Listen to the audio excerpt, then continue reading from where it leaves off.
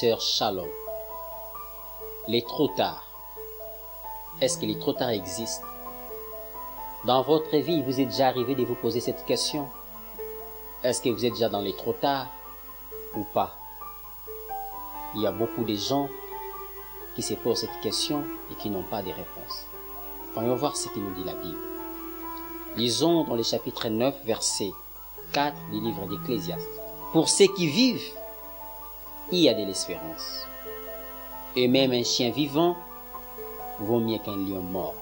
Tant que vous respirez, même si vous vous trouvez dans les comas, le fait d'être vivant, c'est un don de Dieu. Et le fait d'être vivant, cela annule le trop tard. Le fait de m'entendre aujourd'hui et que vos oreilles ont la capacité d'appréhender ce que je suis en train de dire, c'est que le trop tard n'est pas fait pour vous. Parce que si c'était trop tard, vous serez déjà enterré. Voilà pourquoi la Bible nous dit, il y a de l'espérance pour ceux qui vivent. Qui te décourage? Qui t'a dit que ta vie ne réussira plus? Qui t'a dit que c'est fini pour toi? Celui qui t'a dit cela, c'est lui qui est dans le trop tard. Il n'y a personne sur cette terre qui peut te dire que tu es arrivé à la fin.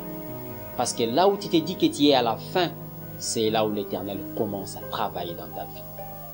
Je sais que tu te dis que tu es déjà arrivé à la fin, tu es déjà arrivé au bout de tes peines. Je sais que tu as beaucoup souffert. Je sais que cette maladie t'a rongé pendant des années. Je sais que cette souffrance te donne de la peine. Tu vois tes enfants souffrir d'une maladie dont le médecin dit que c'est incurable.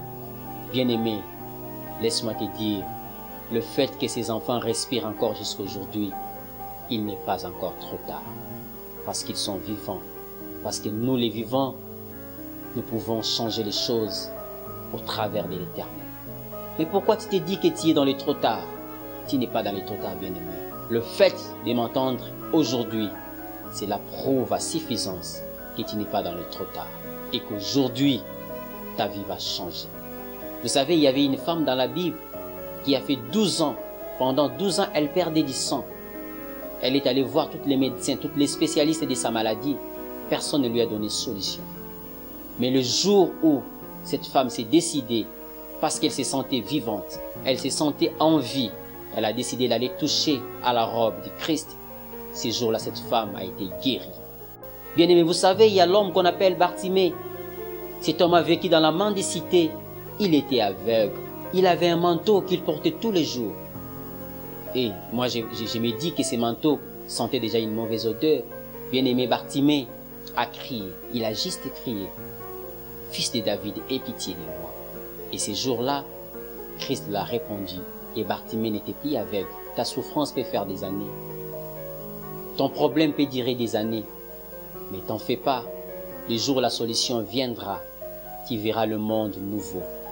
Parce que l'Éternel aura fait un chemin nouveau pour toi. Voilà pourquoi j'aimerais te dire, ne perds pas espoir. Le fait d'être vivant, que cela te donne encore du courage à croire en Christ, de croire davantage à Dieu. Parce que Dieu te connaît et Dieu sait quand est-ce qu'il va changer ta vie. Voilà pourquoi il t'a donné l'opportunité de me suivre aujourd'hui, parce qu'il sait qu'aujourd'hui c'est ton jour.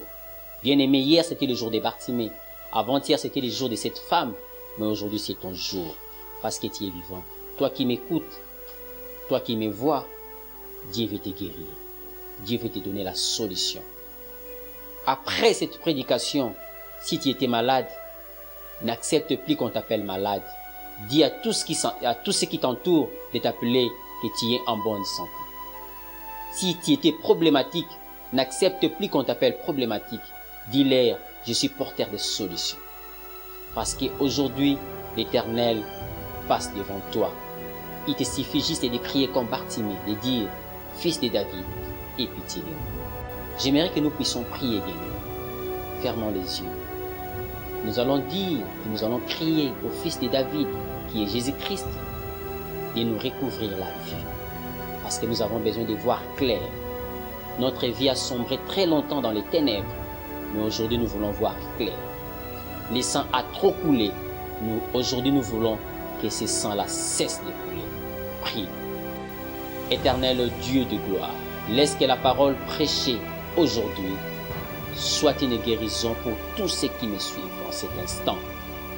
Quelle que soit leur maladie, quelles que soient leurs complications, quels que soient leurs problèmes, quelles que soient leurs inquiétudes, Éternel Dieu, donne la solution à tes enfants. Car ils se sont humiliés en disant, Fils de David, aie pitié de nous. Éternel, moi je sais que tu es le Dieu plein de bonté.